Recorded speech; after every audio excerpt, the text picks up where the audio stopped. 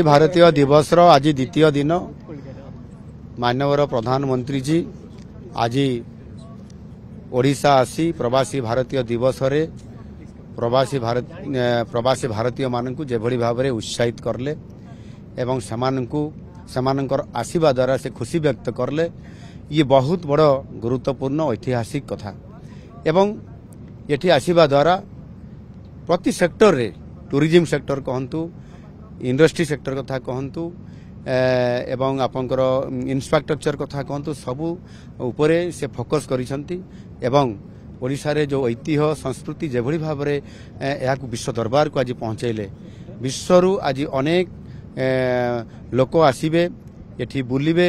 एवं एठी मध्य इन्वेस्टमेंट करिवे एवं ओडिशा को जानिबे ओडिशार कथा को लेकिन विश्व दरबार को पहुंचेबे। ये जो गोटे वातावरण है से मोदी जी खुशी व्यक्त करने सहित समस्त से एथिरे परामर्श देइछंती एवं अनुरोध मध्य करिछंती जे किभली भाव में ओडिशा आगामी दिन में भारत सहित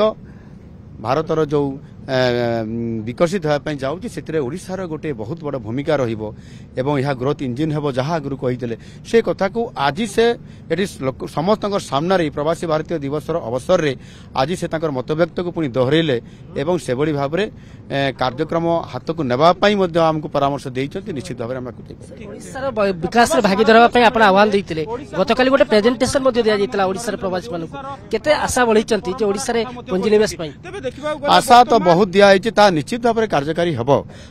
आई जो आशा दि जाइए आमको एवं जो माने भी एटी आशा व्यक्त करुछंती ओडिशा को गुरुत्व दौरान जेहेतु आम एटी आमर गोटे बहुत बड़ अपॉर्चुनिटी अच्छी एटी जेहेतु आमर पानी अच्छी एटी आमर मिनरल जो नेचुरल मिनरल्स रिसोर्स अच्छी एवं एटी आमको पोर्ट बेस इंडस्ट्री करने एटी बहुत बड़ स्कोप अच्छी जोटा कि अन्य राज्य रे ये प्रकार माने भित्तिभूमि एवं ये प्रकार वातावरण नहीं जोटा कि ओडिशा रे अच्छी ताकू आमको जनइबा पई जो परिस्थिति आवश्यकता होतला ताहा आपे आपे आज आसी जाइछि। माने प्रवासी भारतीय दिवस एवं आगामी दिन में मेक इन ओडिशा ये जो कनक्लेव आसुछि या द्वारा इन्वेस्टमेंट बढ़िबा सहित बहुत बड़ वातावरण होबन।